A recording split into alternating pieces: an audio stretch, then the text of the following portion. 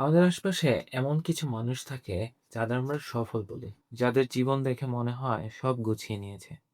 কিন্তু এই সফলতার আড়ালে একটা খুব একাকিত্বের গল্প থাকে। মাঝে, মাঝে মনে হয় যখন আপনি সব দিক থেকে ঠিক থাকেন, নিজের পায়ে দাঁড়িয়ে যান, তখন আপন মানুষগুলো জিজ্ঞেস করতে ভুলে যায়, আপনি আসলে কেমন আছেন? সবাই ভাবে আপনার তো কোনো সাহায্যের প্রয়োজন নেই।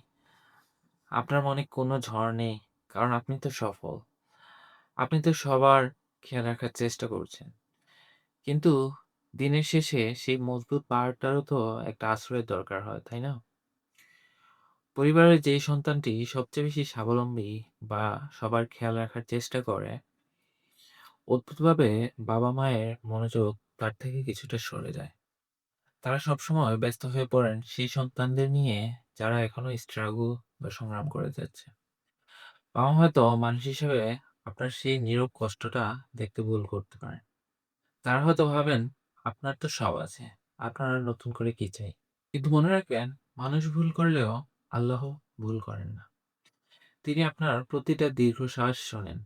আপনার এই যে নীরব ত্যাগ, নিজের ইচ্ছাগুলোর বিসর্জন দিয়ে পরিবারের খেয়াল রাখার চেষ্টা করা, এটা কেবল দায়িত্ব নয়। আল্লাহর কাছে এটি একটি বড় ইবাদত। যখন কেউ আপনার চোখের জল দেখে না, তখন আল্লাহ দেখেন।